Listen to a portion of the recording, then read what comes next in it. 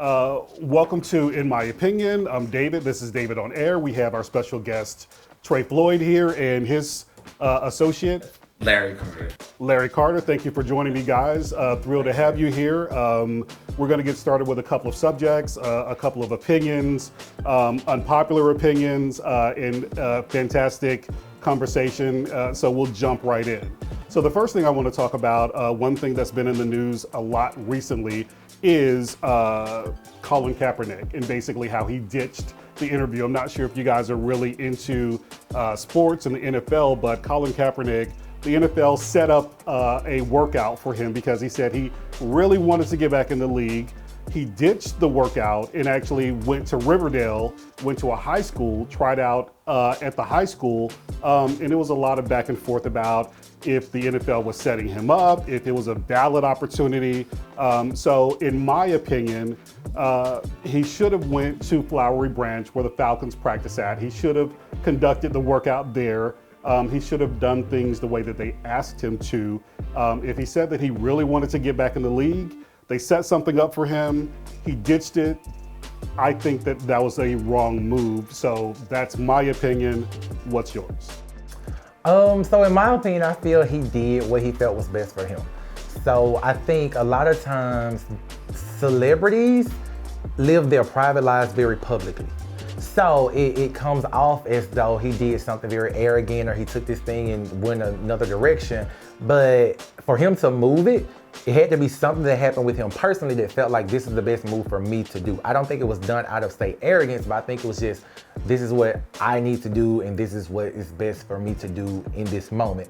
What happens sometimes with people who are celebrities is outside opinions or people who don't necessarily get the full story. We get bits and pieces of it and we formulate our own ideas of what actually happened. So like, I don't know every single detail of what happened, but I feel like he's not I don't think he's a dumb guy. So in order for him to move, that he did what he felt was best for him in that moment. So I can only expect what he did. In my opinion, it was financially motivated. So a couple of days after he made this, move and got all the publicity and all this stuff, it came out that Nike was actually releasing his signature shoe in a couple of days. So around the time that he ditched it, I felt like there was more to the story, and he was saying that this was one of the things that came out of his camp. One thing that they said was he was rescheduling the workout because they wouldn't let the media in. So even after he rescheduled it and moved it, the media was there, but he didn't answer any questions. So, it didn't really ring true to me. So what do you think? In my opinion, there's a lot of underlying things there as far as control. Right. And I think why he's outside of the NFL right now is because he wouldn't do what he was told to do. So sometimes I feel like in those situations, you have to assert yourself. To say, I'm not just gonna do what you tell me to do because you've told me. Okay, let me interrupt very quickly. So if you're asking for a job though, and they say, these are the things that we want you to do, you're coming to a potential employer. You don't own the NFL, you're asking for a job. In my opinion, that's what negotiations are. You don't just go and do whatever someone tells you. When you negotiate and you know your worth, you can say, these are my terms. And that's how business is done a lot of times. I think the shift needs to happen in entertainment and different things where people say, no, I'm not just gonna take what you give because you have the money, because I'm not for sale. However, I will do a job and I'll do it on my terms. If we can't do it on my terms, then I don't agree. And that's fair with anybody. I wouldn't take a job where they're asking me to do something that I don't want to do. And then two, with the tryouts, so if the media isn't present and it's just a closed situation, so who's to say that I could try out and be proficient, and then just because you don't be like, oh no, he wasn't good, it's my word against yours. There's no proof. It's no proof. Nobody else was there but us. I agree with you there. I agree to a certain extent, but you had reps from, I think, 24 teams committed to coming. I don't think they would all say collectively, yeah, he did a terrible job. there was a lot of talk on social media, Facebook, and a lot of groups that I engage in. They were saying, hey, it was a setup. It wasn't a real workout. A lot of conspiracies. The NFL wasn't really, it was just a PR stunt. And in my opinion, like, why would they waste money to organize that, to have teams come if they weren't really interested in doing anything for him? There's no motive, in my opinion. There's no motive for them at this point. The league is not missing Colin Kaepernick. Like, nobody's saying, I would watch the NFL, but Colin's not on, so I'm not going to tune in. Like, they don't depend on him for any source of revenue. He's not that big of a deal, in my opinion, at this point. In my opinion, he's still living a full life, so he's not missing the NFL. He is because he keeps asking for a job. But he wants to play. Saying that I want to play in the NFL because I am qualified. Saying I want to do a job I'm qualified for, and I was taken out of that job for not because I can't play, but for some other reason. In my opinion, is not honest and true, and that's why I couldn't trust, because the fact that you could remove a player at the height of his game because he chose to kneel, because he chose to his rights in this country, that's his right in this country, but he's going to be punished because he won't do what you tell him to do. So therefore, there are some reasons why those conspiracy theories, in my opinion, are real, because guess what? There's all of those people you just talked about were okay with them letting him go for him exercising his rights. If that's the case, then why are they so pressed about it? You know what I'm saying? Like, if they don't need him, like, it really don't matter to him, this PR stunt, then okay, he moved it. So why is it such a big deal? It's so pressed. Okay, just say he moved it. We moving on. We don't want him. I think part of it, I think some of it was, he's continuously called out the NFL and said, you guys aren't giving me an opportunity. He sued them. He said it was getting blackballed, and basically he had a gripe against the NFL. Some of your points, I feel, were valid when you said, he got punished for doing something, but there's also a little bit more to it in the fact that I follow sports, pretty frequently. And, when he was with the 49ers, they didn't cut him. He actually opted out of his contract. He actually said, I think I can get more money somewhere else, so I'm resigning voluntarily. He left the 49ers. Now, after he left, no one offered him another deal immediately, but he didn't get kicked out of the league. He didn't get cut. He actually signed paperwork that said, or refused to sign the contract extension that was on the table. He voluntarily resigned that job. And from that point on, he actually had, I think, as far as I know, he's had a couple of other offers that he did not accept because he felt like he should make more money and he felt like he should be a starter. I don't know if his skill set really, demands that he make X amount of money and if he's still starter material. But the point is, there are opportunities that came up since he left that he decided he really didn't want to take, and he resigned from his job. So, a lot of times when I hear kind of the specific verbiage like he got kicked out of the NFL or his team cut him, that's not exactly what happened. He actually did not sign his contract extension. He became a free agent, and from that point, things kind of went south. In my opinion, going back to some of the things that Trey said, is that we don't necessarily have all the information. So closed doors deals, there's a lot of things that happen that can't be, non-disclosure agreements signed, things, money exchanges hands.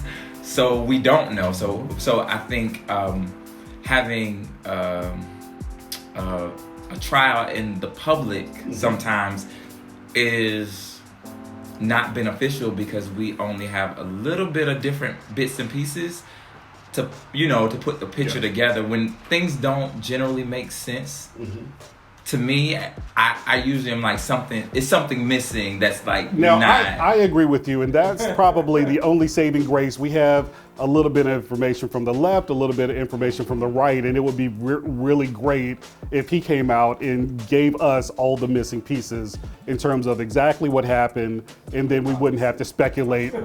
Probably, yeah, maybe we'll see it in the lawsuit, but let's move right along to the next subject. So we talked about sports for a little bit. So the next big thing is the presidential debate.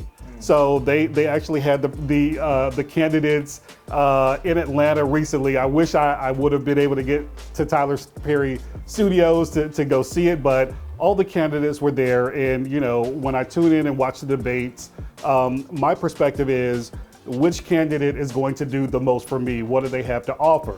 So, I post on Facebook a lot. One big thing that catches my eye with these candidates is Bernie Sanders is saying, if you vote for me, all your student debt will be eliminated. And for me, that's a clincher because I got plenty of student debt. So I'm like, that's my guy. So for you, what are you looking at? Who do you like with the candidates? Who are you looking forward to seeing speaking more? What's impressive to you? Who are you going with? Who's your guy right now? Whoever goes against Trump. Whoever goes in. So whoever's the guy at the end of the day. And that's I'll ask this because I've asked this before, and sometimes I don't have I don't know exactly why everyone feels a certain way. So Black people really don't like Trump. Black people hate Trump. So me, I didn't vote. I think for the most part, the general consensus is Black people absolutely hate Trump.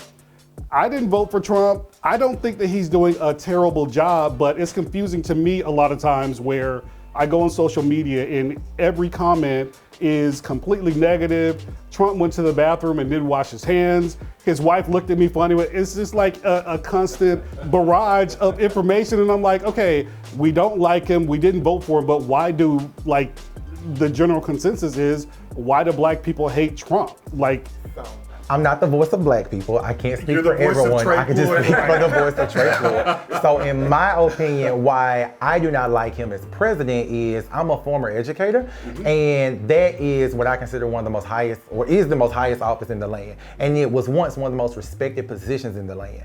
And I taught small children, so like 5th grade. And so when you're teaching 10-year-olds about integrity and being respectful and how to speak to people, but then you have someone who is the leader of their country saying crazy things or just saying whatever is the first thing that comes to their mind. How do you teach someone integrity who is 10 years old when they can look at the leader of their country and say, well, this is how he speaks to people. This is what he says about women. This is what he says about gay people. This is what he says about all these type of people. So as a leader. So let me call you out for a sec. What does Trump say about gay people? I haven't heard him say, so you made the statement. What do you feel like he says about, I think there's a feeling that he does not like, certain minorities, that he doesn't like certain groups, but do you know specifically of anything that he said? Do you know of anything specific that he said that shows that he does care about gay people? I cannot mention, no, I'm not here to defend him. I'm saying, if you know something, did I miss a news flash that said, all gay people are going to hell or something like that? Don't stand up for something, then I'm falling for something. So my thing about it is, if he came I out can with a say all statement, day, it's much similar to when people say, oh, I love, and not to make this whole thing about a gay situation, sure, of course. but when people say random things like, oh, it's okay to be gay, you can be gay. It's not my thing, but it's okay, I still love you. But how do you vote? You know what I'm saying? I can say all day, I love you and I want you to live your life, but I don't get down with that type of thing or whatever. You can say it all day, but then when it comes to gay rights, that really shows how you really feel. You know what I'm saying? So you can say all day, I'm okay with it, but it really depends on how you vote for things. You know what I'm saying? When we're talking about equal rights as far as the bathroom or how people are included in things, your vote is what really matters. It's not so much as you just saying, I'm okay with it, or you live your life and I'm gonna live mine. Because you can say you live your life, but you're doing things that are hindering me from living mine. Right, and I agree. And a lot of people take the stance that there's not really a Democratic or Republican, there's the rich and the poor, and Trump is really for rich people and not necessarily interested in anyone in benefiting or bettering anyone that's not in a certain tax bracket. So, I definitely can see that, but in my opinion, what's troubling for me is not having a stance on anything and only playing to the people that you're trying to motivate to vote for you. So when I look at these children that are being held in these camps, whether you cross the border or not, if you're 5 or 6, you should not be in a cage, period. And any person that can stand and be okay with that, you are saying that it's okay for your child to be in a cage, because whenever you allow someone else's rights to be taken away, yours can be next on the chopping block. Any difference that you have when you think about Nazi Germany, and everybody looks back at the past and like, how is that possible that they let that happen? That's what, by putting people in cages that way is much similar, and we're okay with it as a country. In my opinion, I don't think that we're okay with it as a country, and I look at both sides of it and I try to be a little objective. So if you make a comparison to Nazi Germany, I think it was a completely different scenario. These are people that, and I don't like to use the term illegal, but they snuck into the country.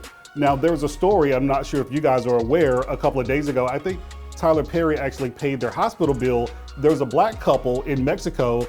They were not allowed to leave the hospital in Mexico because they didn't pay the hospital bill. That, in my opinion, was pretty severe.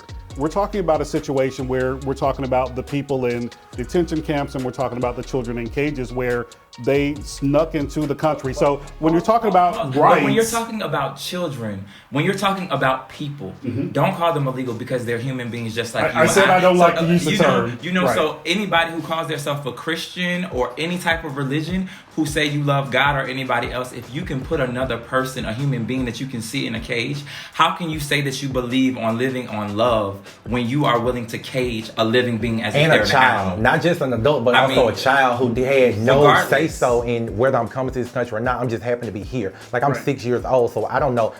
May not even understand the difference between Mexico and United States. Right. I just know where I am today, and I'm inside of a cage. No balance. You know, and the children are innocent. That's just like if someone was to say black people shouldn't be here anymore, and it's illegal, and that's a law. Right. So everybody's rounded up and put it into cages. Would that be okay? No, it wouldn't be. But that's what's happening, and it's like it's bigger than that, because those brown people, some of them are born here, and just because some people who are born here who've lived in America their whole life, who are American, are treated differently because of their skin color and the way they look. That's the bigger issue here that we're talking about, is how we can visually identify people and treat them differently. And that is something that's in this country's history. You know, so when I see that, it resonates for me, because in my opinion, those people who come across the border for work and trying to give their families a better life, just like anybody else, this country was built on immigrant, whether it's by choice or force. But to say that you should be caged for that, I have a problem. And they do jobs sometimes that a lot of people who call themselves American don't want to do. Agreed. You know, and people will hire them to do these jobs, but then you're willing to throw them away. American hire them to do these jobs. And our president they hired are the at ones his who are put in hotels cages versus the people who versus the people who are hiring them aren't put in these cages, but yet you gave them this work. So like, it's no punishment for you because you knew they were here. It was cool when they were working for you. But. Yeah, it's one of those things, and I'm glad we can talk about it a little bit. Like I said, I try to be objective about it, and I 100% agree that children in cages is wrong, period.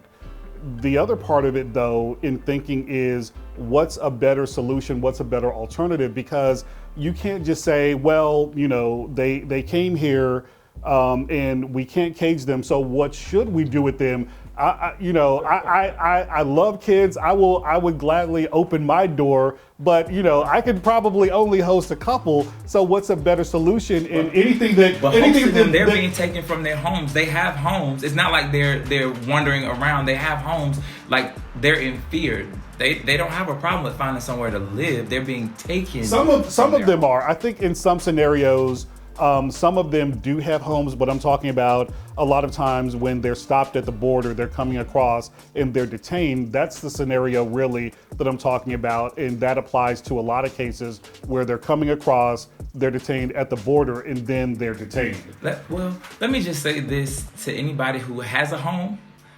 For you to pick up and leave your home right now, everything that you know, and not look back, it would take something really bad for you to just walk out of your home right now today with just what you have on your person and go to another country. Where you're living has to be bad. It's not like, it's like, oh, we just trying to trick off on Americans. Right. It's like, it has to be really bad for you to really think about everything you've ever known. And some of them can't even speak the language very well. Right. So you're going to a place I've never been before. I have nothing but the clothes on my back. I have no money. I only have food that's on my person. And I'm going to this hoping for something better. Right. And then we put them in the cage. Yeah, that I think we could all agree that, you know, every perspective from the optics to what's actually happening is wrong. So hopefully we get someone in office that does a better job. Going back to the original question, I'll toss it to you. Do you have any specific candidate that you're looking at that their message resonates with you, that you were promoting, that you were donating to, that you're actually engaged in excited about going to cast your ballot for? So yes, but I'm gonna say I have some very strong feelings about, some underlying feelings about who's the front runner, why they're the front runner, just because of different things, not because they're the most. And I think the pool is. I'll let you answer, but I think the pool is very populated right now, so it's hard to say who. I mean, for different reasons. There are several people who I could say that I'm rooting for, but for various reasons. Yeah, but, I think If you had your pick right now, if money and them staying in the race was not, you know, a thing, they would have plenty of money to be able to finish. Is there an underdog? Is there an underdog? Because I think right now the front runners are the front runners primarily because they have more money, because they're better at fundraising, they're better at, you know, people donating to their fund. Name recognition, experience. Joe Biden, I think, is the front runner. Yeah. For me, like I said, the thing that's gonna get it for me is, and I think there was a summit on BET a couple of months ago where Killer Mike and a couple of other people kind of spoke out and talked about politics and who they're voting for and why. And you know, one of the themes and one of the thoughts that came up is, instead of us going into elections and saying, you know, I'll vote for this candidate because I like what they're doing, we should get to a point where we're organized enough to say, this is our agenda. This is the agenda that we're pushing. These are the bullet points that are important to us. And, you know, which candidate is going to adopt that agenda? And that's who's going to get our vote. Because a lot of times, what we end up doing is just voting for one party. Regardless if it's right or wrong, we just get into the habit of voting Democratic. And Kanye, I don't know how you guys feel about Kanye and what he's doing recently. Yeah, Kanye. I mean, I've never met him, so Yeah, I don't. his philosophies and his tweets and a lot of things that he has going on. He's, you know. I wish him well. I've purchased all of his music. I've been a fan of his since College Dropout. Before College Dropout came out, I had the mixtape. So I definitely support his music. I think he's a musical genius. Would you vote for him? For Kanye? Yeah, if he runs for president, he's threatening, and I say threatening kind of as a joke. Would you vote for president? No, sir. Okay. Yeah. Do you think? So how do you feel about this transition from hip hop to Christianity? Do you buy it? Do you feel like it's, you know, a show that he's putting on? Do you feel like he's being genuine in his conversion? Because, you know, I'm a fan of Kanye's. I listened to the Jesus is King album. I like the album. I don't, you know, there's a lot of people who think that this is publicity. He's not really converted. He's not genuine. What do you think? In your opinion, is he? I think mental health is a major thing that's being ignored. I'm so serious. Since I've been a fan of Kanye's, I've said I think he's on the spectrum. And I used to teach also, so I've seen hundreds and hundreds of kids. When you say on the spectrum, what do you mean? As far as the spectrum of autism. So autism is a spectrum. You know, you have highly functioning, you have, you know, people who you really can't tell, but there's just certain triggers and different things that happen throughout the day. And I think he's, but they're super smart, focused, and when I see his musical genius, that's one of the things that I see that's shining, because some people who are on the spectrum, they can focus in on this one thing and be so really good at one thing, but like those social cues are something that he just does not pick up on, and so he doesn't understand why people don't understand his communication, because he thinks he's communicating clearly, because he thinks he's super smart, which he is super smart. However, like verbal cues, social cues, all those things he misses constantly. Yeah, I agree. Yeah, he's an interesting character. Going back to the election and the primaries and all that stuff in politics. Yeah, I right now, Bernie Sanders has my vote. Hopefully, he suffered a health issue recently. Hopefully he stays healthy. But if he does, if things stay the way that they are right now, he'll be getting my vote. Can I ask you a question? Absolutely. So do you feel like it's realistic to think a candidate can bring through their promises from their campaign? Because as president, you don't just make a decision, there's checks and balances. So therefore, they can make these promises. However, if they can't get the votes through, you're absolutely right. Thank you for the question. It's a great question, and I ask that of other people all the time. I think it is possible. I think it's difficult, but I do think it's possible. One thing that's frustrating is, when we vote black candidates into office. I'll just take, for example, we're in Atlanta. The mayor of Atlanta has been black probably the last, just say 20 years. But the infrastructure in terms of the neighborhoods and the schools and the playgrounds, I don't see the correlation between voting a black leader in and actually improvements. And when they campaign, they say, hey, we're gonna change this neighborhood, vote for me, I'm gonna make sure that this gets done. And we keep falling for the. I agree with. Yes. Horrible. Yes. Horrible. Yes. But going back to the question though, you're white candidates out there, more white mayors than African Americans. Just saying. Not excusing it, but that's one thing that I look at, because that touches me and that hits home a lot more for me than what they're doing in another state or another county or another city. So when I say black candidates, I kind of take it personally, because I feel like, they keep making a promise that's actually never fulfilled. When you ask, black candidates do that? No. I'm not saying that. I'm not saying that it's just them. Yes, I'm not saying that it's just them. I think that it's hard to do. I don't see it happen a lot of times, but I do think that it's possible for them to make a promise and actually come through on that. In the city of Atlanta, so I've lived in the city of Atlanta since I've been here for 15 years. Okay. So I've seen, I've lived in West End. I've owned a house in West End area. 2009, it was totally different. So from where it is from 2009 to today, like the property value, like I bought a 5-bedroom house for $10,000 in 2009. On that same street, houses are selling for over $300,000. So those neighborhoods have improved dramatically in in a decade. I should qualify that and say some neighborhoods in some areas. I'm sure that there's some improvements. So I won't say everywhere, but there are some areas that I know for a fact have not improved in 30 years. So going back to the question that you asked, like what? Like where? So the area around Hightower Station. Hightower Station. Yes. Is it Hightower Station? All right. Let me off of MLK, that area, MLK. So there's Westlake. Sorry, it's not Hightower. It's actually Westlake, and there's another train station that's on that same street, not too far from there. Yes, I think so.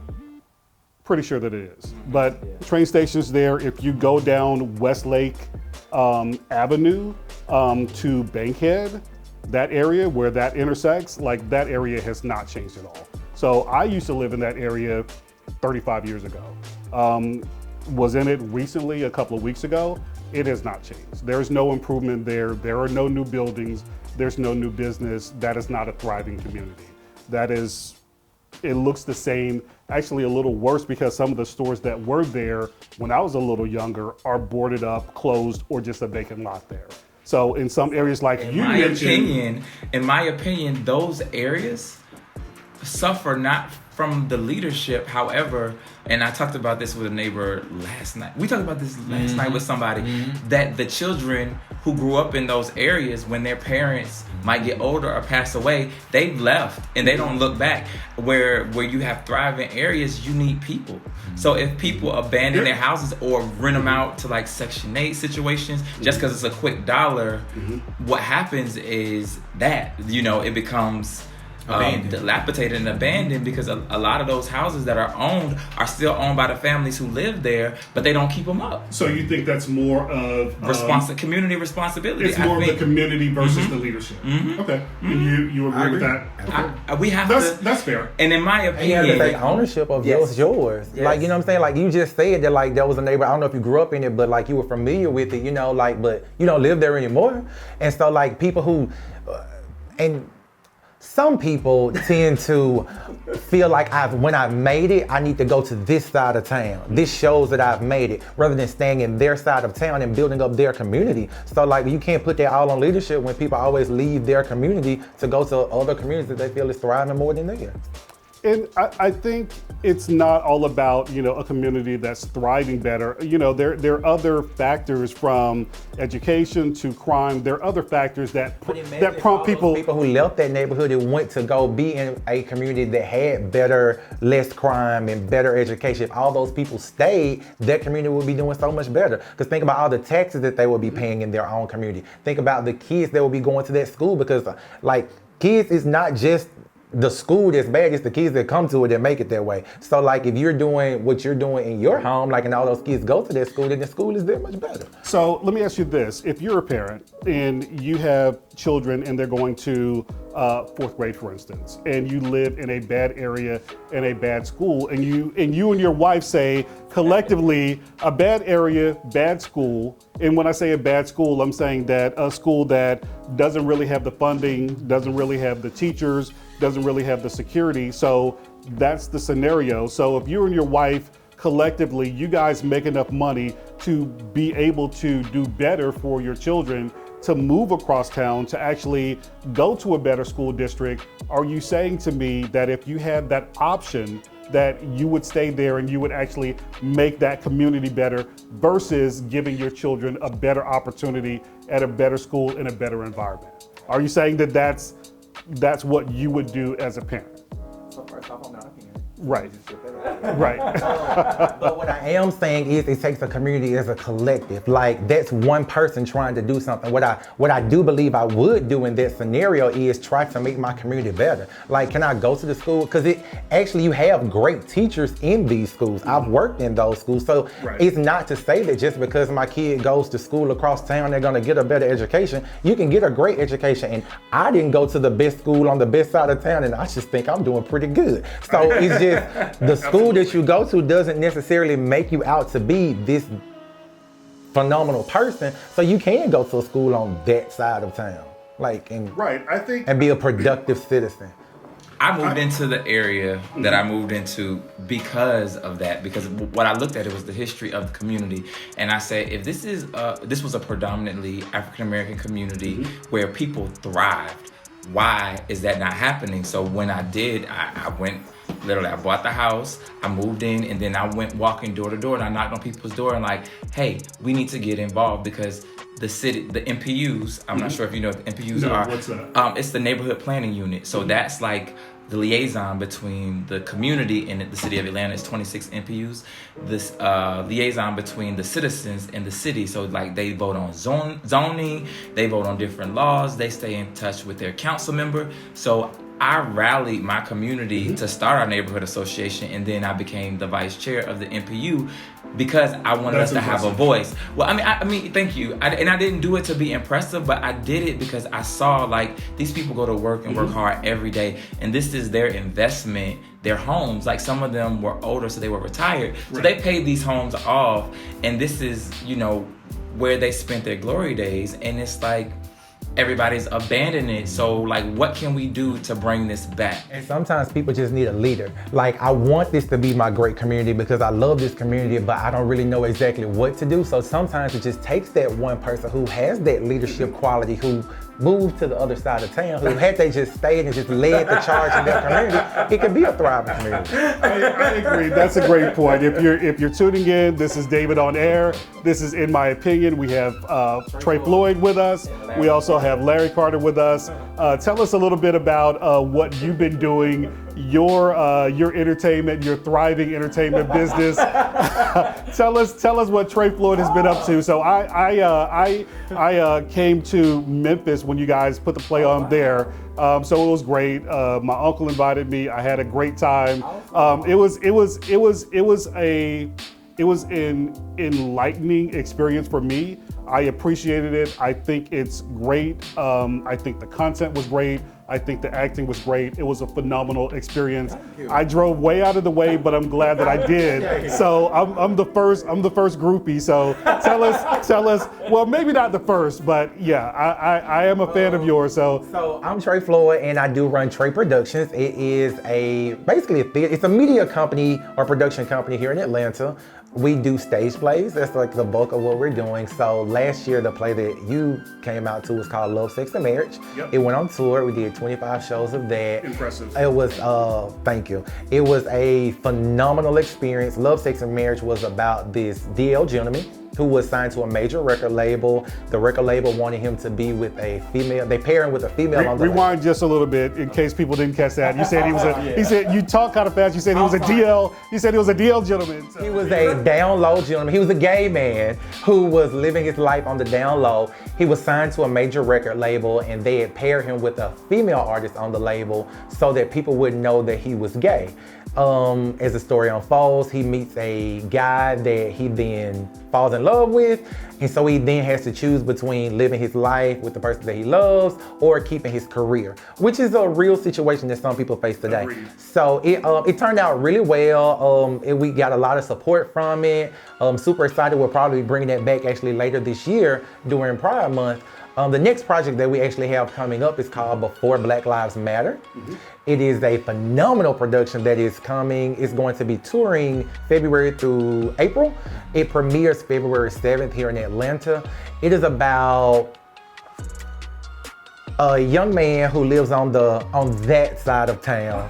And because it was unsafe, his mom wanted him to move him to the other side of town. Literally. How about that? Who knew? So his mom wanted to move him to the other side of town to keep him safe, so he goes to live with his aunt and uncle, who also have a son around his age. And the son that lives on the affluent side of town has never really had an interaction with the police. Okay. Or he almost doesn't realize that sometimes in this country, the color of your skin can impact your interactions with other people. Mm-hmm. And he doesn't realize that until he does have an interaction with the police officer. And an incident occurs. You have to come out and see what happens. And so, so that's Act 1, and in Act 2, it really deals with the mental illness that comes after these traumatic experiences happen that we oftentimes don't talk about, especially in the Black community, because we feel like, we go to church and that's what we good. So it really deals with, oftentimes, so when you hear Black Lives Matter, of course you think of police shootings, right? So we oftentimes see in the news what happens right after that in those few weeks, and then the police gets off and people rally and marches going on, but we never really talk about those things before that happens. And then also the play kind of skips 6 months later, where we really see what's going on with those parents 6 months later, because when you think about like whatever happens to those parents, like how do they really deal with it, and not just the parents but the family members, like they lost someone. You're absolutely correct. A lot of times when something first happened, you have a lot of interest, you have a lot of media, absolutely. The families on the news, but after that camera after the camera goes away, we never hear anything. That person reality continues, exactly. That person continues to so live their life. So it's very deep, and it's a lot of layers in the play. It's really intense. Okay. Well, I will be there. Good. Send me the information. Absolutely. And I will absolutely. You can find be the there. information at www.trefloyd.com, and everyone can go. And tickets are now on sale. Resale tickets out there right Fantastic. If they want to follow you on social media and find out the latest on Tre Floyd and absolutely things that you're up to, how do they do that? The Instagram is Tre Floyd Productions and Facebook is just Tre Productions. My personal Instagram is Tre_Floyd3. Okay, and what about you? Mine is Philly World. That's spelled PhylleWorld.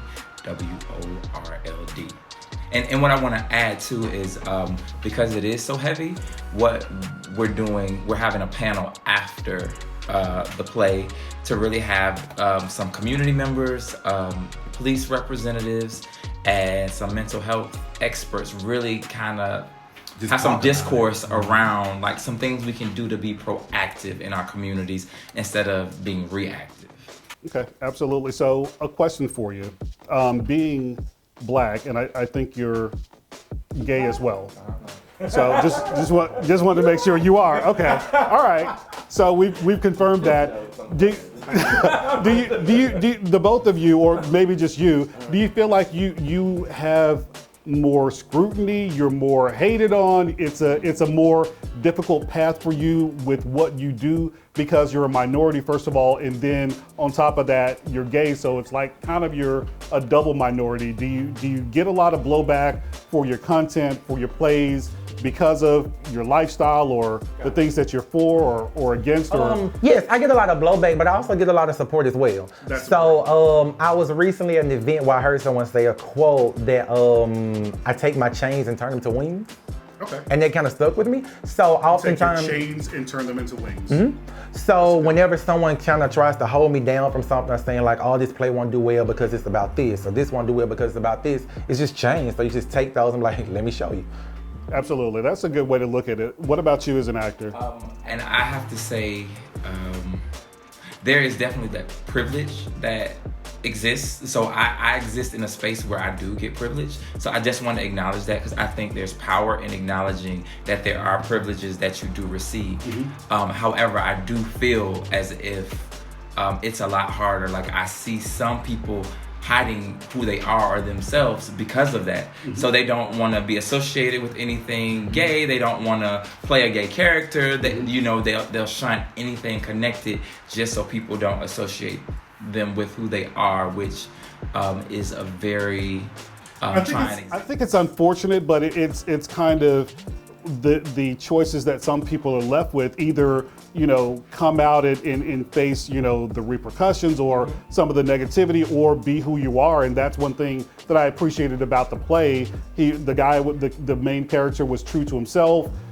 He came out and kind of decided to live in the light versus being in the closet.